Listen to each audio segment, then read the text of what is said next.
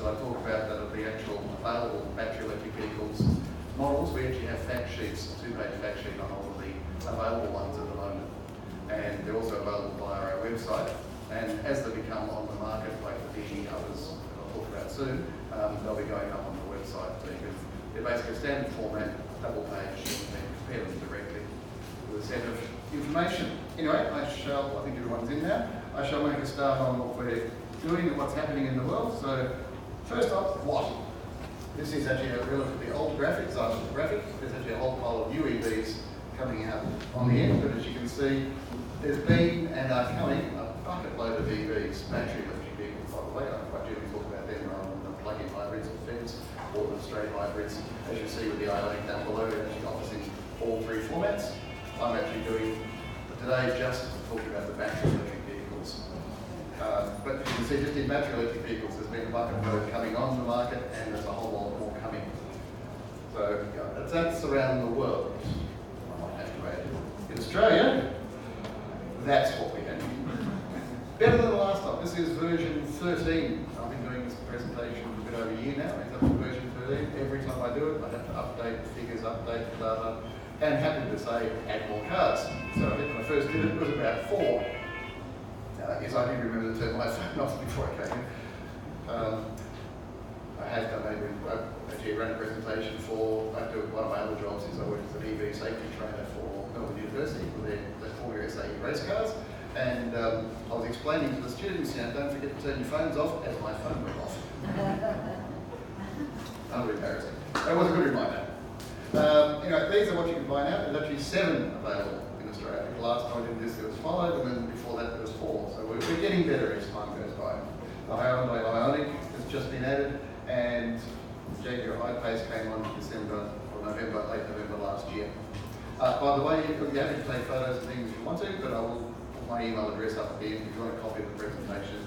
I just PDF it to make it smaller, and I'm happy to send it out. So that's what's available, what's coming. These are the ones that are coming with luck in some cases. The Kona is definitely within weeks of being announced. They're actually in Australia, registered. I've seen photos of them. They've been distributed around Australia at the moment, so that's not far off. The Nissan Leaf 2.0, and it's a funny story. Around the world, they were just released in January to 3.0, which is in the 3.0 E+.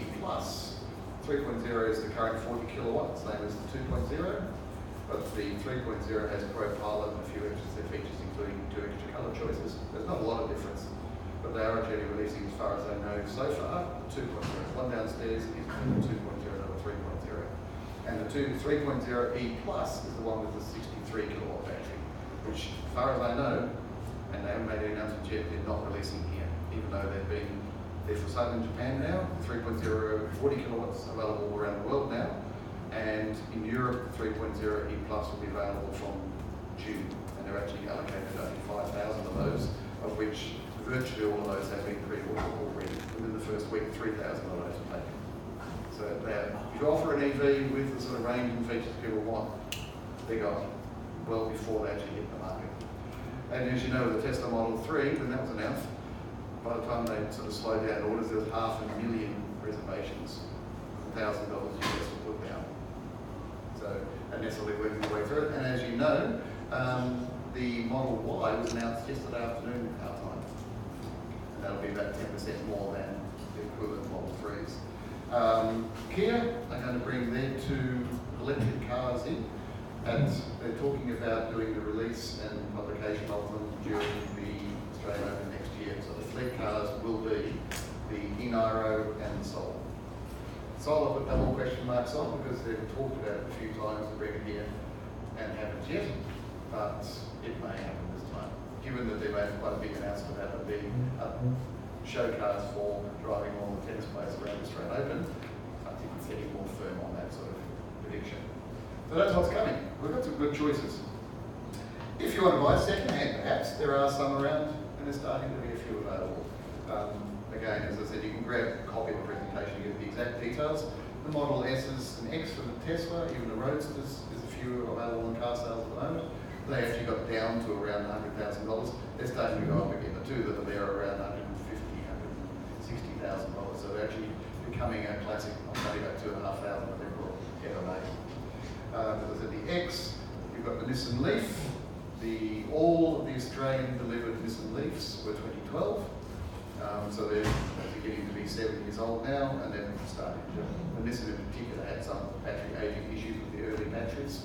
Some long involved stories about batteries and replacements. Yes, it is possible. Overseas, you can buy remanufactured batteries for those in the Japanese recycling plant for about $2,600 US. In America, you can have a new one, a brand new battery fitted for about $8,600. In Australia, the dealers, they only sold about 300 of those in the first place, and the dealers, they don't quite know what to do. So they've come up with some rubber numbers on replaceable batteries. I think if one really had to be done, they'd have to look at those sort of prices. At the moment, I've heard numbers like $20,000, $30,000, and I think it's only because the dealer wants to go away, we don't know what to do, rather than genuinely going to charge that. As I said, the iNeves, BMWs have been around for a while now. One of the tricks of the BMWs, by the way, and it's on the fact sheets down below the AEVA, the early ones that came in had a Type 1 charging plug. In Australia is, in fact, most of the world, apart from America and Japan, are moving to a Type 2. So even Tesla is now fitting the full Type 2 with the DCS 2 pins at the bottom. So pretty much that is being standardised around the world, but the early BMWs came with a Type 1 CCS for the DC charging, so they can't actually plug in without an adapter here. In New Zealand, they changed them over to free. So they put it was just a straight, just a plug, just pins. There's no difference in communications. They will, in New Zealand, do the changeover for free. In Australia, they didn't. They're charging like about $1,050 to do the change. Cheaper to buy an adapter.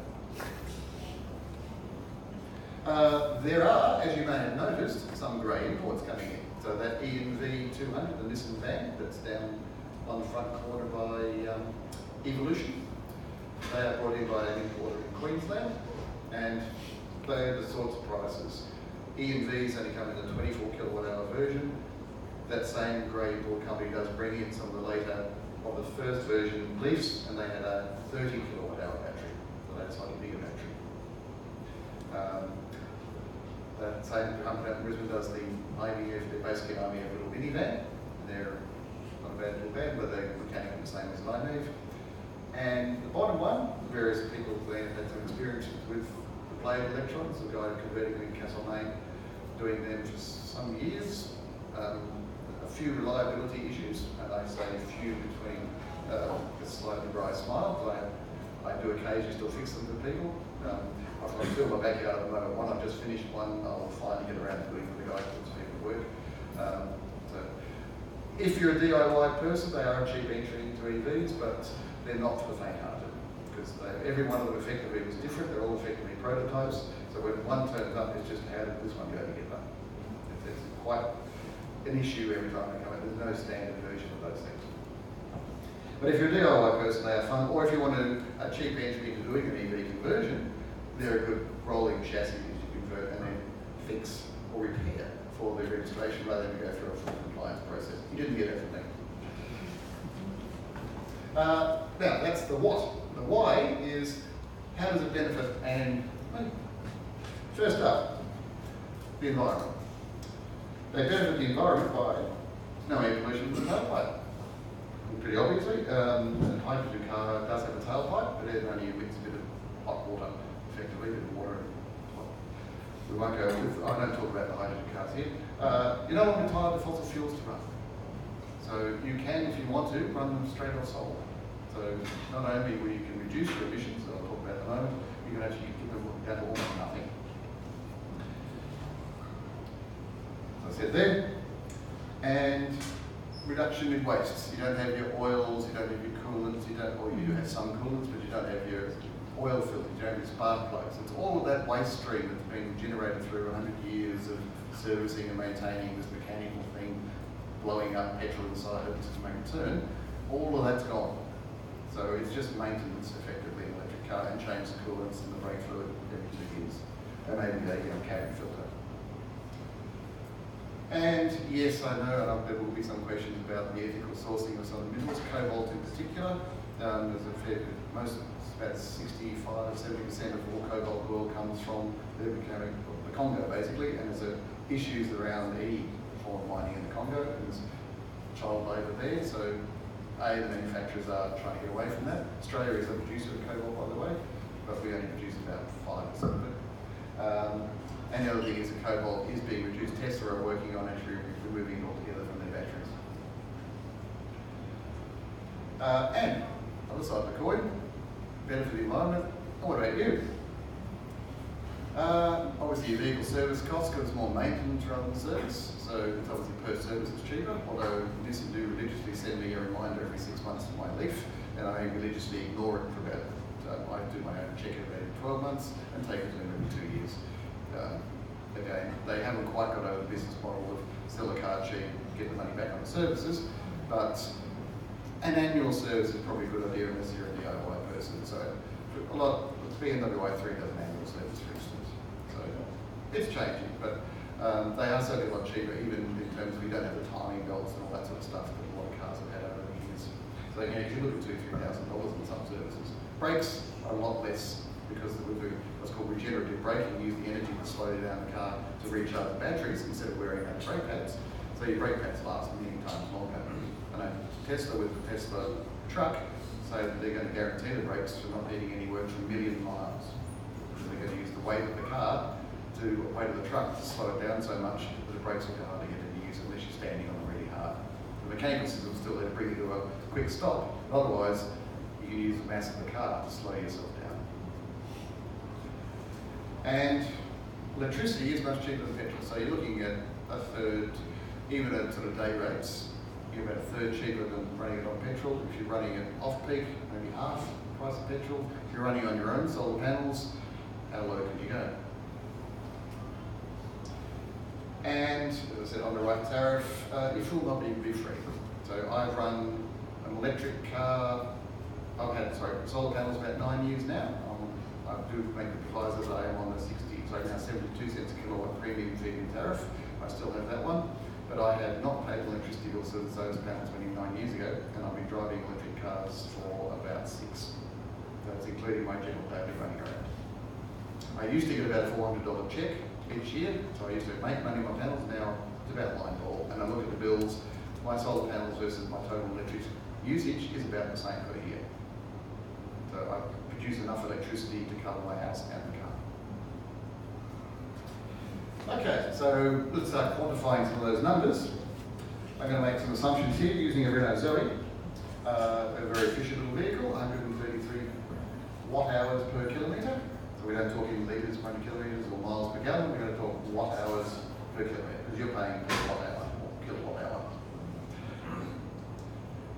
We'll assume 10,000. If you do 20,000 a year, just double these numbers. If you do 5,000 a year, halve it. So that's why I picked 10,000. It's a nice number to do a bit of mental arithmetic with. And we're going to do an overnight charge. We're going to pick a nice again, even number, 20 cents a kilowatt hour. And same thing for an ICE or a fossil car. Say it's most cars these days use premium petrol. So that's going to be what did I did make an estimate of it. I think it was about $1.50 I'll be showing. Oh, sorry, I've made a mistake. I've actually changed my numbers to 25 cents a kilowatt hour. So it's about 332. I update the slides each time. Electricity price has been going up. I forgot to make an answer. So now I'm taking 25 cents a kilowatt hour. So we're going to use 10,000 Ks, $332. Petrol, $1.50 a litre, that's $1,200. Fairly big saving. But, so it's about $870-ish. Savings, your fuel, your services are cheaper. It's an annual service at $200 to $300, rather than two services per year the cars are. Saving probably one service a year. So we can add that to my costs. So you're saving something around $1,100 to $1,200 a year, just for 10,000 Ks. So not paying more for the car, your total cost of ownership, if you can do your calculations of percentages and interest rates and things. A lot of fleets are starting to look at these and saying, even if the car costs more, the total cost of ownership is lower. And that standard question of, if I plug my car into the grid, aren't I just moving emissions elsewhere? Yes, you are moving them, but you are still using less overall, you're creating less emissions. And this is using the government's own methodology for the Kyoto Protocol, there is a standard set of carbon accounting procedures. This is done to that standard using the government's own tables that are produced by the Department of Environment. That's the latest 2017 figures, and that's what you get in Tasmania. That 10,000 k's using a BMW i3 in this case will give you a quarter of a tonne of CO2. A Corolla with the same year on a combined cycle will be 1.5 tonnes of CO2. Even in Victoria, that's 1.64 tonnes there. On the city cycle, if you're driving an EV just around town, it's still about 5 or 6% better. The only state of Australia, in fact, you could be a bit worse off, and that's the one you don't solar panels or drive the green car, is Victoria on a combined cycle. So if you replace a petrol car with an EV and did all your driving with that, say a Kona or a pace, Jag pace, something like that, you will be about 5% worse off. That assumes you're not subscribing to green power or using your own solar panels for some of that electricity. So, and you've also got the option now to shift further and further and further away from the car. So they're the numbers. Okay, so now thinking, yes, an EV might be a good idea. Yes, it will improve the environment. Yes, it will save you money. What can I get? I've put these tables together. This is what is currently available, and I've picked a set of criteria. If you travel less than 50 kilometres a day, pretty much all of them will do what you want. And I've just picked some different numbers. And as the ranges get further, it's a smaller number of car options that you have. If you are following a Tesla supercharger route, bonus, you can actually charge through there. And if you want a tow, there's only a couple at the moment. So the Tesla Model X will tow. Kangoo, it will do about 2 tonnes. The Kangoo ZE is about a fairly low tow, about 320 kilograms, but it will tow as well. The Model 3, as I mentioned in a minute, might tow. They have been seen with, in America, towing test, basically they're doing tests with towing cars that have been seen practicing. So they're the ones that are available. Again, I'm happy to hand out this presentation to you on emails or a couple of people taking a photo. You have to correct that. So we've got to provide those at the bottom. The ones that will be coming in the next few months, so I'll put down the Kona EV, the Hyundai, the Model 3, 2.0 that's on test drives down below, and the Kia i-Niro that's looking more like e-Niro, that's looking more like the start of next year. Again, they are now getting into your budget of around 55,000. So all the previous ones I showed, well over that. These ones are starting to get into that budget range. And the Ioniq, for instance, the lowest spec one of those is just under 50,000. So we're now getting semi-affordable EVs. And to do with the second-hand ones, yep, I better start. I've already got a couple of slides left. I won't go through those in detail, but if you've got budgets around $30,000, there are some that will get there, and there will be a whole pile of second-hand EVs coming up as the Ioniqs and the Konas roll out, and the Model 3s in a few months' time, because very few like me, the earlier adopters of the Leafs and i-Leafs, will be putting those up for sale. And a few other considerations, I'll just quickly whiz through them. We've only got a couple of minutes left. Is your circuit board for your house going to be up to it? Worth thinking about. We have some information in the Renew magazine and through the AEVA newsletter on those articles about that, setting up your house for it. If you live in a unit, there's been an article and in EV News and for Renew magazine on that. Beware of your electricity tariffs. So if you get on the wrong tariff, they can cost you a small fortune, but you would already know that with any tariff, you can misjudge your usage. And you may need some adapters if you use some of the older leads, the older plugs. Anyway, I'll quickly whiz through. So that was, as I said, that was when you consider EV's practicalities and when you get down to no option at all. These countries have already legislated set dates to ban sales of ICE vehicles, and there's more adding this year. California introduced legislation started last year. I'm not sure where that's gone due to Donald Trump's effects, but Costa Rica said 2021, and right down to countries with quite big electric or vehicle manufacturing, France and Britain, are banning them by 2040. So the move is on. And China, which is the world's biggest vehicle market and builds more EVs than anywhere else in the world, has also set a date now. So that's my last slide. I think I've just made it on 20 minutes. Burning questions, come and see me down at the AEVA stand down at the bottom. If you want a copy of the presentation, bryceg@zoho.com. And I think I'm just about to go. Round of applause for Bryce.